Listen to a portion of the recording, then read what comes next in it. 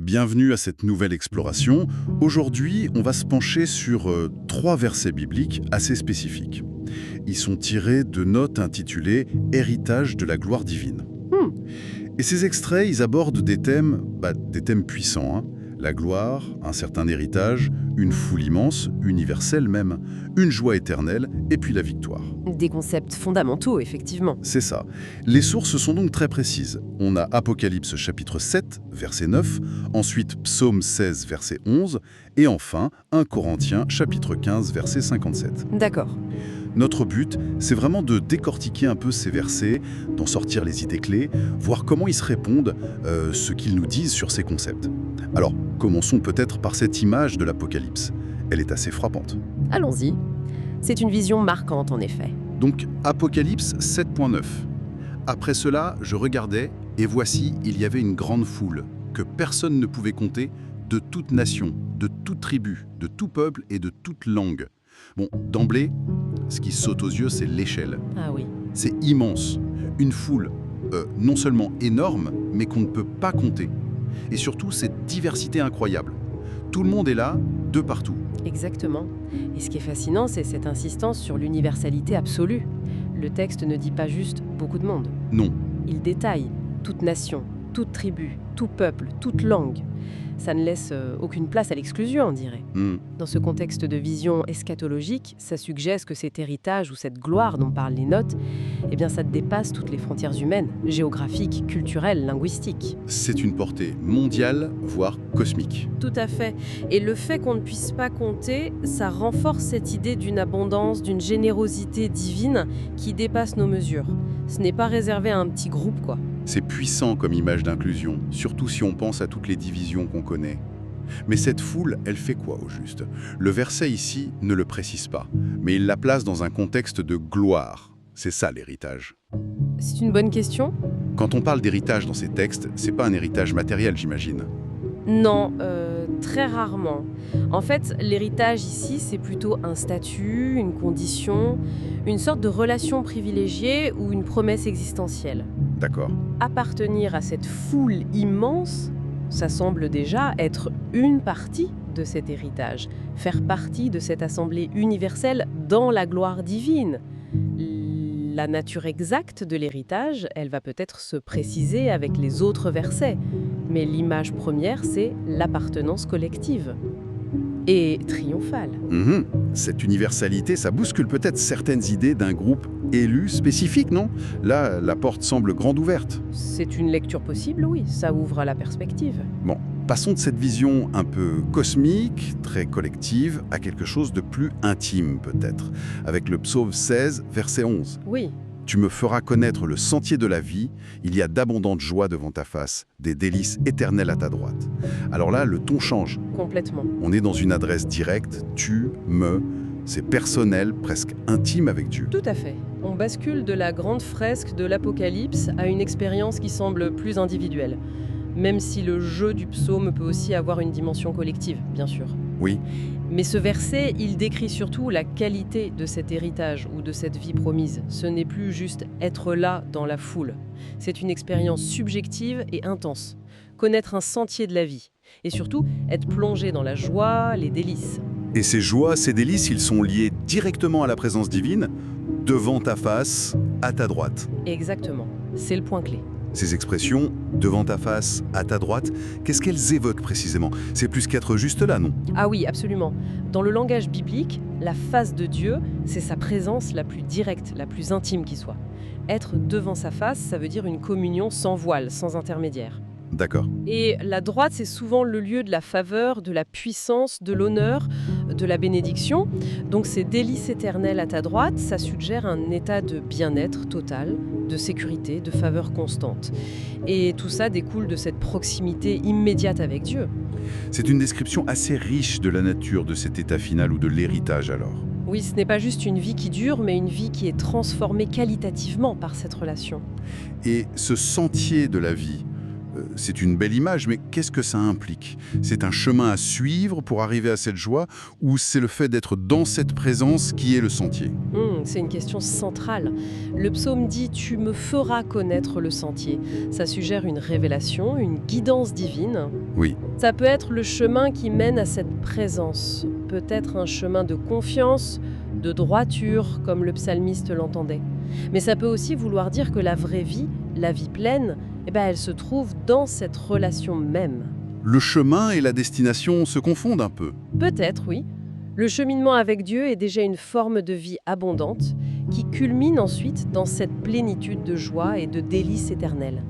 L'accent est mis sur l'expérience dynamique, relationnelle. Pas juste un état statique. Et il y a l'aspect éternel aussi. C'est important. Ce n'est pas une joie qui passe, un plaisir qui s'épuise. Exact. L'éternité, c'est peut-être plus que la durée sans fin. C'est une qualité d'être qui n'est plus soumise au temps, à l'usure. C'est une lecture très pertinente, oui.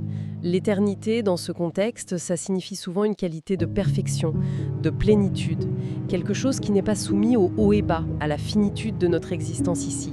D'accord. C'est une joie, des délices qui sont pleinement et constamment, sans ombre, sans menace de perte.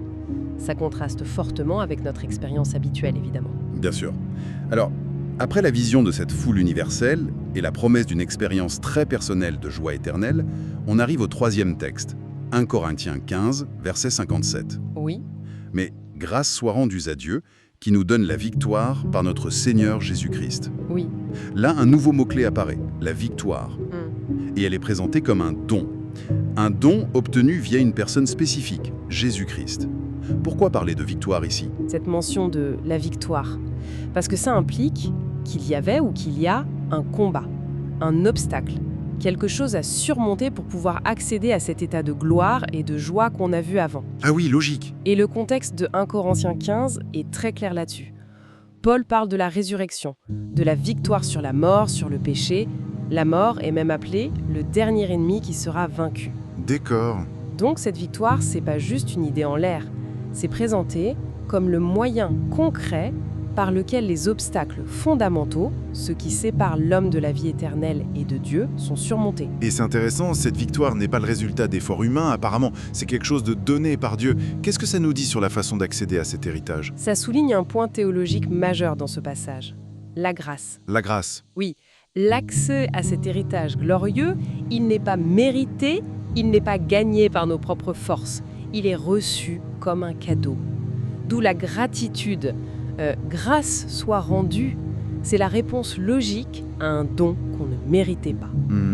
Et le rôle de Jésus-Christ est présenté ici comme l'agent, l'intermédiaire de cette victoire divine. C'est par lui que Dieu donne cette victoire. Et c'est ça qui rend possible l'accès au sentier de la vie et à l'appartenance à cette foule glorieuse. Ça crée un lien de cause à effet.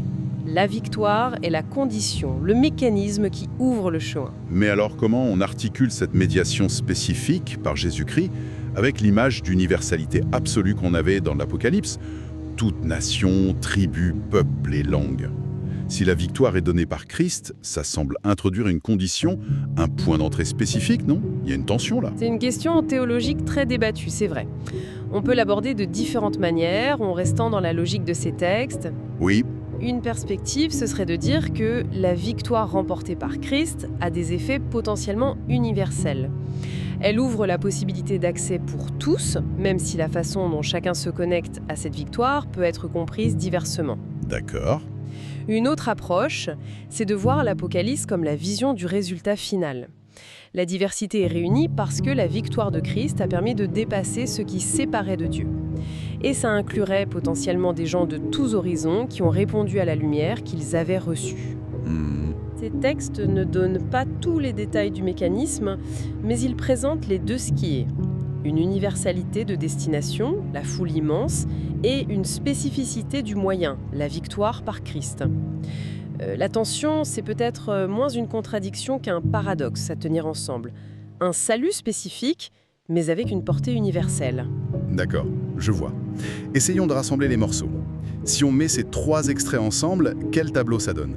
On a commencé avec cette vision d'une foule immense, diverse. Oui, l'Apocalypse. Puis, on a exploré la nature de ce qui est promis. Un chemin de vie, une joie, des délices intenses, éternelles, dans la présence de Dieu. Ça, c'est le psaume. Voilà. Et enfin, le moyen d'y accéder. Une victoire décisive sur les obstacles donnée par Dieu via Jésus-Christ. C'est 1 Corinthiens, exactement.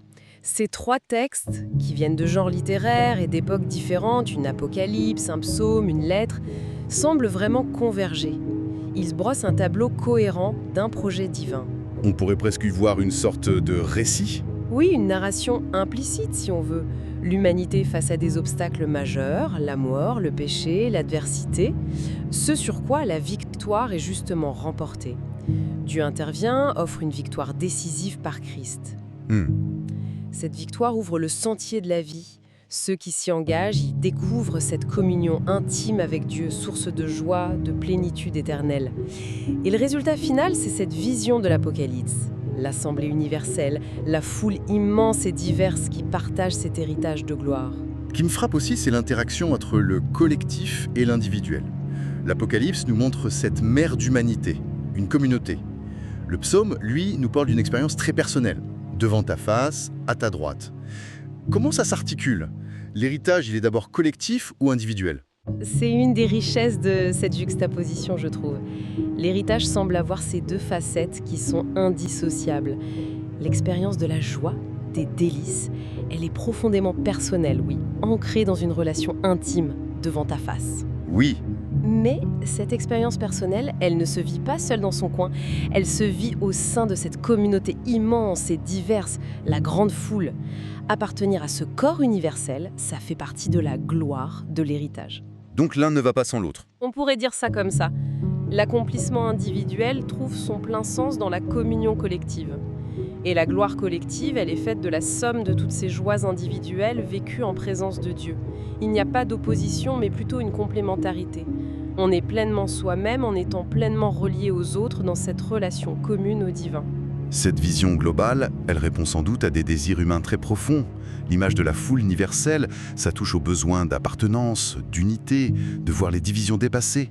Oui, La promesse du psaume, ça parle au désir de bonheur, de sens, d'une vie qui ne soit pas vaine ou limitée. tout à fait. Et puis le thème de la victoire, ça résonne avec l'espoir de surmonter la souffrance, l'injustice, notre finitude, la mort elle-même. Ces textes offrent une perspective d'espérance radicale. Ils décrivent un destin qui est ultimement positif, marqué par l'inclusion, la plénitude, le triomphe sur le négatif. Et, point important souligné par 1 Corinthiens, cet avenir n'est pas présenté comme une utopie qu'on doit construire nous-mêmes par nos propres forces. Non, c'est un don. C'est le résultat d'une intervention et d'un don divin. Et ça change la perspective. Il s'agit moins de conquérir que d'accueillir, moins de mériter que de recevoir par grâce. Donc, pour résumer les points clés de cette exploration, premièrement, on a cette vision d'une universalité radicale qui défie nos comptes, nos catégories, nos exclusions. Oui, la foule innombrable. Deuxièmement, la description d'un héritage qui est avant tout existentiel, relationnel. Une vie pleine, joyeuse, éternelle, vécue dans l'intimité avec Dieu. Une victoire fondamentale offerte par Dieu à travers Jésus-Christ. Une victoire sur ce qui nous en sépare. C'est une bonne synthèse, oui. La force de ces textes, c'est d'articuler cette vision cosmique, la foule, avec une promesse intime, la joie, et de proposer un chemin, la victoire donnée, qui relie notre présent à cet avenir espéré. Une exploration condensée, mais qui ouvre sur des thèmes vraiment vastes, essentiels. Merci pour ces éclairages. Avec plaisir. Et pour peut-être prolonger la réflexion, une question qui pourrait se poser, c'est qu'est-ce que ça signifie d'hériter de cette gloire, de cette joie, de cette victoire, mais dès maintenant? Ah oui. Si cet héritage est avant tout relationnel, existentiel, dans quelle mesure est-ce qu'on peut commencer à le vivre ou au moins à l'anticiper dans notre vie présente, même avec toutes les difficultés? Et puis, comment est-ce que la conscience d'appartenir potentiellement à cette grande foule de demain, ça influence notre façon de vivre nos relations, nos différences, ici et maintenant? C'est une excellente question pour terminer. Oui, cette tension entre le déjà là de la victoire qui est donnée et le pas encore de la pleine manifestation de la gloire, ça reste pour ceux qui adhèrent à cette vision un moteur de réflexion et peut-être même d'engagement.